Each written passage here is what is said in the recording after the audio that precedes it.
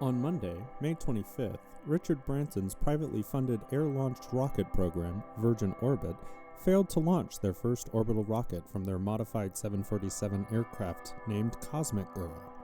The 70-foot rocket, named Launcher 1, successfully deployed from the aircraft around 100 miles, 160 kilometers, southwest of Long Beach, California. The rocket successfully deployed and fired its first stage engine, but after an anomaly occurred, the launch was aborted and fuel dumped as the rocket fell to the ocean. Virgin Orbit has yet to release reasons for the failure, but has promised engineers are poring over the data collected, and with more rockets already in production, we are sure to see future tests of this configuration.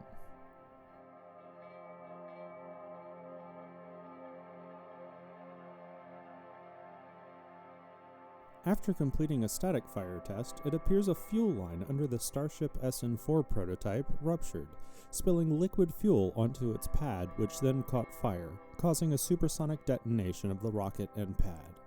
The rocket was offloading cryogenic propellant when the explosion occurred, causing a complete loss of the prototype.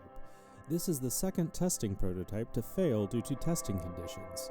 The last Starship, SN3, failed due to a mathematical miscalculation in the weight of liquid nitrogen versus liquid methane, which is much lighter, causing the craft to buckle under weight during pressure testing.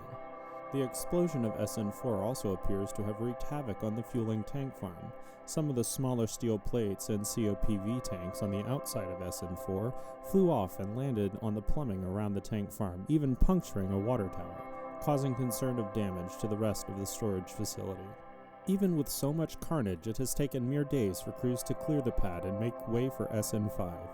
This rapid prototyping is a far leap from most every other space endeavor, which use carefully and calculated risks to ensure the maximum chance of success at each benchmark test.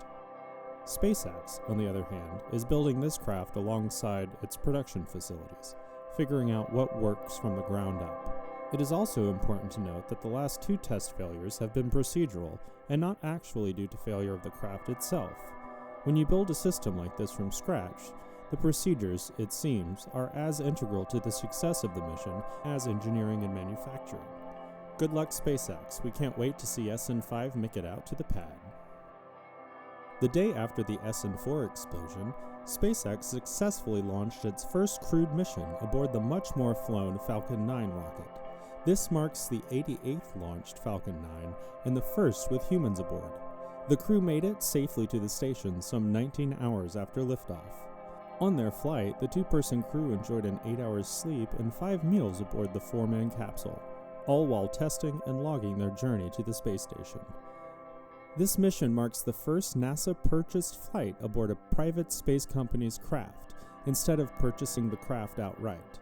This new process opens the possibility of multi-agency missions being launched in the future, with Japan's JAXA agency purchasing a seat on the next flight, filling out the upcoming Crew 1 mission to 4 astronauts total.